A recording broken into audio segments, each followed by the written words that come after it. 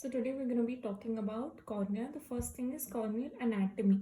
When we talk about the anatomy of the cornea, first you'll obviously have the epithelium.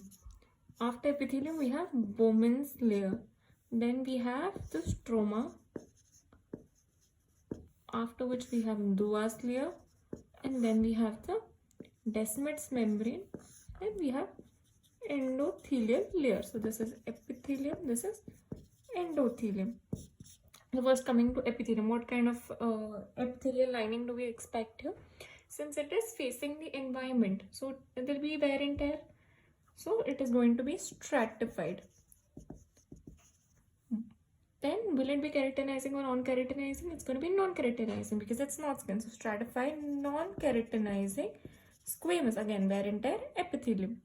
So this has regenerative properties. So whenever there is any trauma or anything, it can regenerate itself. Next, coming to Bowman's layer. Bowman's layer is a cellular layer. As we can see, we have not drawn a single cell there. So any trauma, anything happens to that layer, it will heal. There will be an opacity. So here we have an opacity if there is any trauma. Next, coming to stroma. Stroma is the thickest layer, as we can see as per our diagram. Now in stroma, it is mainly composed of something called keratin sulfate. So we have something called keratin sulfate. Next, coming to the Duas layer, which is the strongest layer. Then we have the Descemet's membrane, where all the pigment depositions, if any, are to happen, they happen here. Basically, we see in this arcus senilis, sorry, not arcus senilis, I'm talking about the Kaiser-Fletcher ring. So the Kaiser-Fletcher ring is because of copper deposition in the Descemet's membrane. Next, coming to endothelium. Endothelium again is composed of cells which regenerate themselves. So it will heal without scarring. Now endothelial cells 2400 in number. Okay, remember this for now. We're going to talk about if the cells are less than 2400, then there will be an opacity. Now if the number is between 500, if it's less than 500, there will be an opacity. If it's somewhere between 500 to 2400, then there is polymorphism and polymegathism. Okay, this we're going to talk about. This investigation is called spectroscopy. We're going to talk about in a minute. Okay, so this is the anatomy of the cornea. Now coming to the blood supply of cornea. Cornea is a vascular structure, so there won't be any blood supply. Now the investigations that we do, one is keratometry. So keratometry is to measure the corneal curvature. So in keratometry we have these circles. We'll have 3 circles and you have to adjust these Myers. And then whatever you get, K1, K2, this will basically give you corneal curvature. Next is to study corneal topography. So an old method to do this was the Placido disc test. So you have this disc sort of a thing, and when you put light, you see the reflection on the cornea.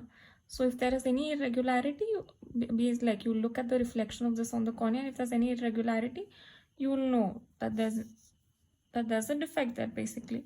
Then third is the spectroscopy, which is talking about measuring the measuring the number of epithelial cells, which we've already discussed. Then we have pachymetry, which is to measure the corneal thickness. So these we finished with anatomy and the set of investigations. Now we're going to talk about keratitis. So keratitis is inflammation of the cornea. There are 2 types. It can be with ulcer or without ulcer. So what is the definition of ulcer? From surgery, we know the definition of ulcer is basically aberration of the epithelium, right, with inflammation in the stroma. So same thing, keratitis is inflammation of the stroma. If that is associated with aberration, it will be keratitis with ulcer or without ulcer. Now with ulcer, ulcer can be infective. So infective, then it can be neuroparalytic. Right, so first we're going to talk about the infective entity. The first one will be bacterial. In bacterial, we have pneumococcus. So pneumococcus is the most common cause here.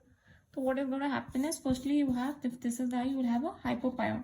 That is accumulation of pus in the anterior chamber. This will be sterile hypopyon. Then we're going to talk about signs and symptoms here. So we've discussed the organism. Now first talking about the symptoms. Symptoms mein kya hoga? They'll have pain, there will be pain, in itching, watering, and discharge. These are the symptoms that will be there for all kinds of ulcers. Next, coming to signs.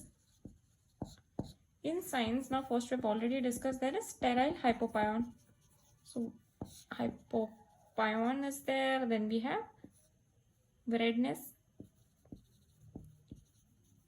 okay, circumcorneal congestion, corneal congestion.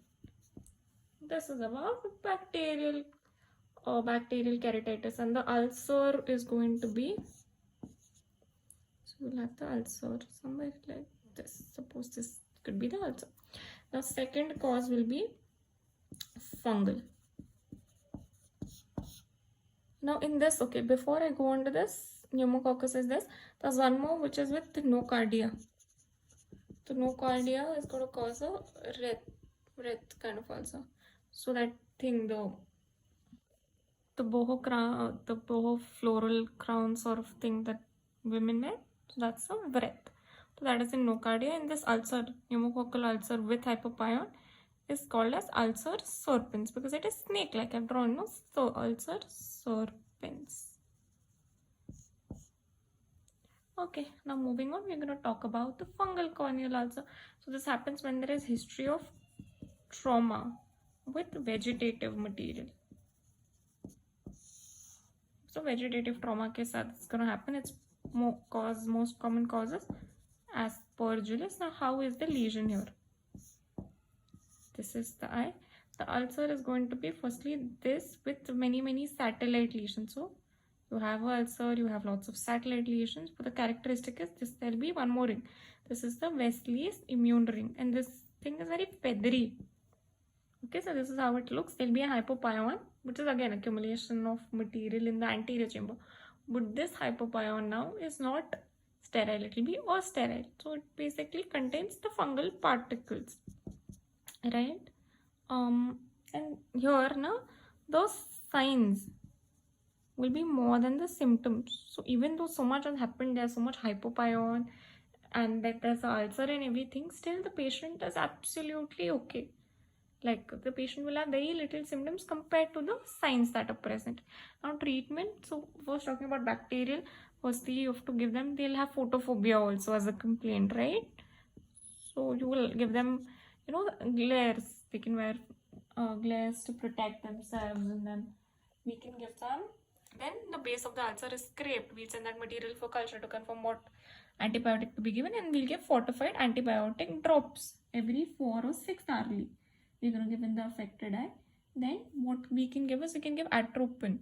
So they have so much photophobia and so much pain, right? Pain is a main complaint here. So to reduce this pain, we give atropine because it's a atropine or cyclopentylate, because they are cycloplegics. They'll help in relieving the pain by relieving the spasm of ciliary muscles. Now there is no role of steroids here. यहाँ पे भी there is no role of steroids in fungal also. So fungal में what are we going to give? We're going to give natamycin eye drops. Next, third, we're going to talk about the viral. So viral is mainly with herpes, HSV1, usually associated with HSV1. It will be, this is 5% natamycin drops. Now HSV1, there are 3 types. Okay, first you will have a superficial punctate keratitis, then it will become dendritic ulcer, then geographic ulcer. So this is the progression. So first we have superficial punctate keratitis, then we have a dendritic ulcer that goes on to form a geographic ulcer. These are all epithelial lesions. Then there can be stromal involvement also. So stromal ulcer, the ulcer can be so deep it can go up to the stroma as well. So that is also a possibility here. That's when it is called as necrotizing keratitis. Okay, there'll be necrotizing keratitis is there, our disciform, and it can, this is stroma. So stroma mein jab hota hai, we call it necrotizing keratitis, and when it goes to the endothelium, it can also go to the endothelium. So tabhi we call it disciform keratitis basically. So treatment 3% or cyclovir we give if it's epithelium. See, epithelium jab bhi hoga, we are only going to give यहाँ पे भी bacterial and fungal में भी steroids are contraindicate. But when we move on to the stroma and endothelium, जब इतना deep जा रहा है infection, then we have to give steroids also. So only in those conditions we give steroid. वरना क्या होगा, if we are simply giving steroid in any case, ना steroid causes thinning of the epithelium, which can further cause more damage. So this is why we have to be careful.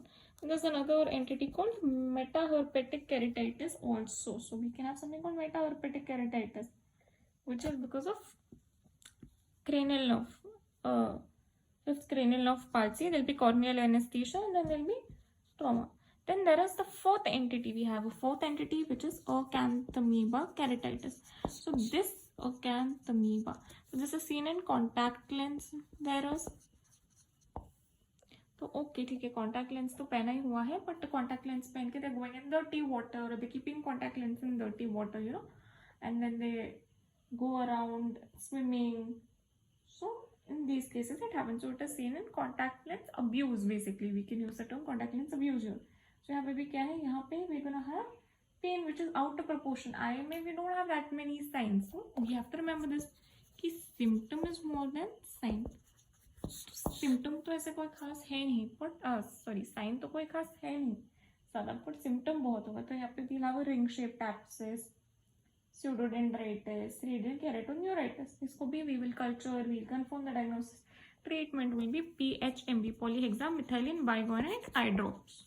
We going to give 0.02%. नाटामाइसिन कितना था 5%, ये 0.02% eye drops. तो ये हो गया. We have finished with corneal ulceration. Now there are few organisms which can penetrate intact, ये भी okay, like intact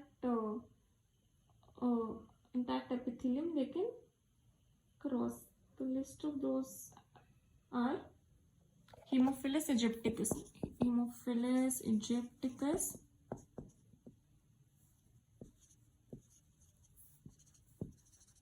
next we have